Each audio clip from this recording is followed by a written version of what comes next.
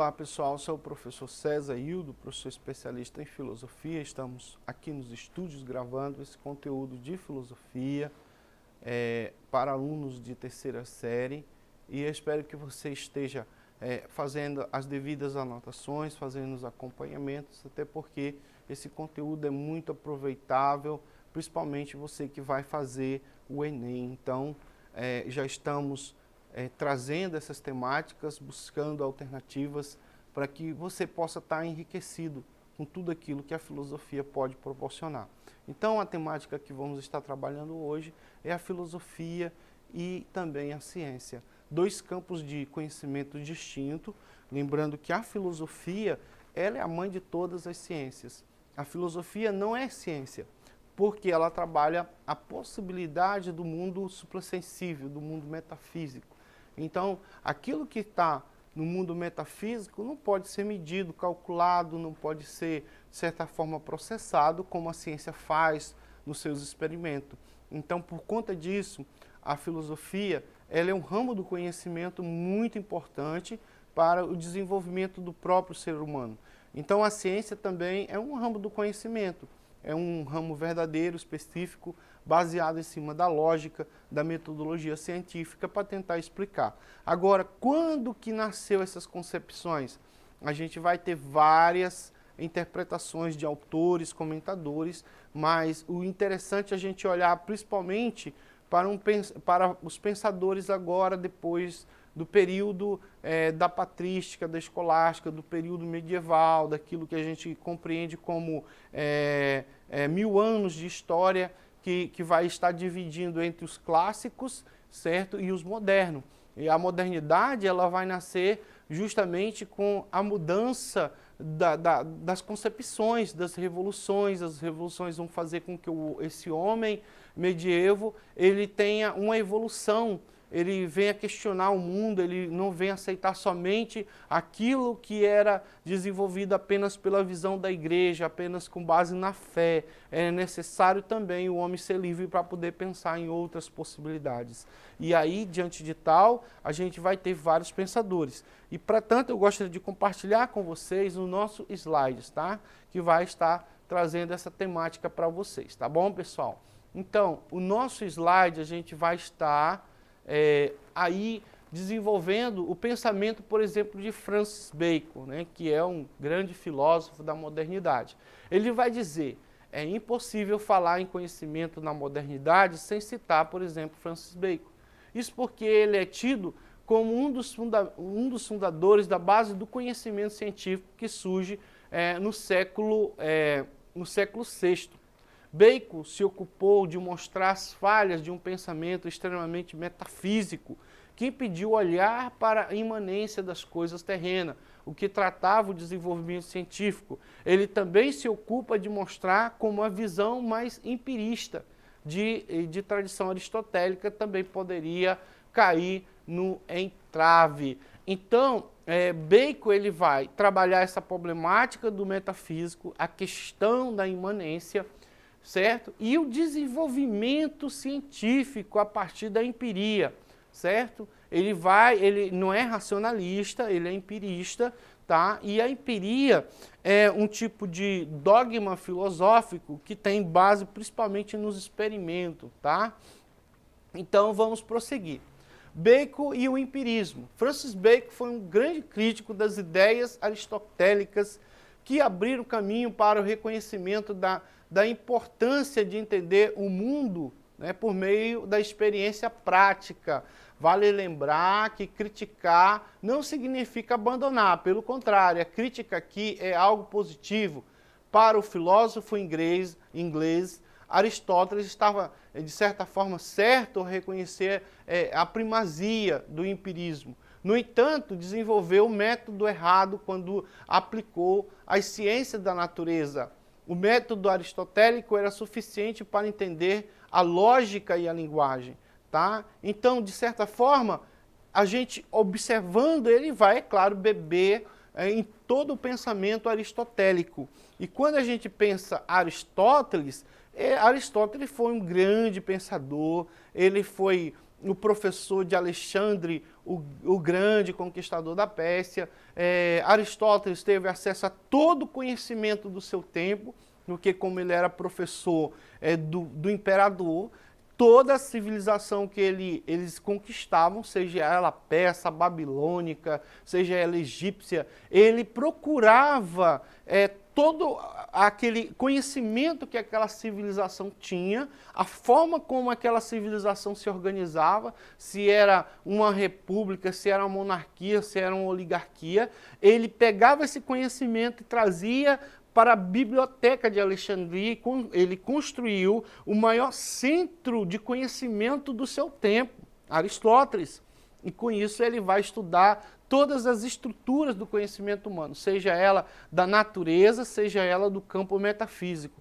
E esse camarada, ele é um grande conhecedor, ele é protagonista, na verdade, de trazer várias ideias e criar várias ciências, e aí Francis Bacon vai beber nessa fonte. E ao beber nessa fonte, é claro que ele vai dar uma certa continuidade a esse pensamento clássico depois de 1000 anos do período medieval. Estamos no tempo moderno, na era das revoluções, e ele vai trazer essa concepção empirista para dizer como é que o conhecimento tem que ser, de certa forma, elaborado. Tá bom, pessoal? Então vamos voltar aqui à nossa narrativa. Então o filósofo inglês propôs uma crítica ao empirismo aristotélico a ponto de reorganizar as bases do conhecimento, propondo um método complexo. Esse método parte da teoria da empiria.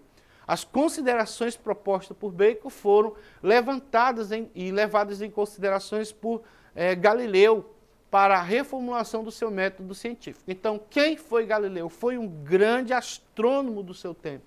Galileu foi até ameaçado pela Igreja Católica para refazer a sua metodologia, caso se ele não fizesse, seria queimado na fogueira, igual foi Giordano Bruno, que foi também um grande cientista da área da astronomia, que de certa forma não negou, né, para a igreja as suas investigações, o seu conhecimento, e ele foi queimado vivo. Mas Galileu ele teve que dar um passo atrás para ele poder continuar nos seus experimentos. Então, de certa forma, Bacon ele vai sustentar de que o conhecimento ele tem uma base totalmente empirista, né, e ele vai propor esse método. Tá bom, pessoal? Vamos prosseguir. Então, a teoria de Bacon, ele parte do seguinte: teoria dos ídolos ou crítica dos ídolos. Francis Bacon elaborou uma crítica do que ele chamou de ídolos do pensamento como ponto de partida para estabelecer o seu método. Sua crítica dos ídolos ou teoria dos ídolos reconhecia duas grandes áreas de atuação da filosofia. A primeira, a concepção natural. A segunda, a lógica. É claro que ele está partindo da visão aristotélica. Lembre-se que o grande pai da lógica é Aristóteles. A metafísica. A metafísica também é um grande instrumento usado por Aristóteles. Ele vai criar também a ideia do primeiro motor imóvel, que coloca tudo em movimento e não necessita de nada, que é uma teoria totalmente aristotélica. E a concepção antropológica, tá? Então ele vai estudar o homem, ao comportamento humano, assim como Aristóteles fez. Então, o método indutivo. Esse é uma das teorias da metodologia científica. O método que você vai estudar e trabalhar um artigo científico, ele pode ser indutivo ou ele pode ser dedutivo. Ele pode partir da dedução que você tirou, da interpretação que você tirou dos autores que você leu. Ou ele pode ser indutivo, ele pode ser, de certa forma, estimulados a pensar dessa forma, né, induzir que você pense dessa forma. Então, método indutivo. Trataremos agora de mostrar como Bacon criticou a filosofia aristotélica e tentou sustentar novos pilares para o maior desenvolvimento da ciência da modernidade.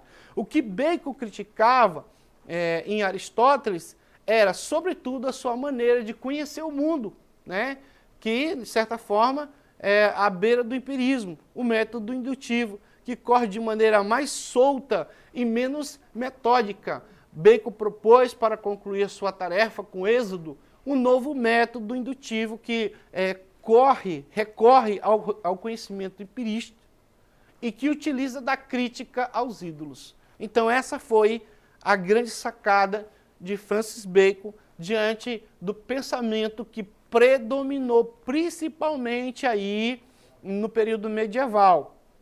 Lembrando que os padres da igreja é o que faziam a filosofia. Então nós temos dois baluartes.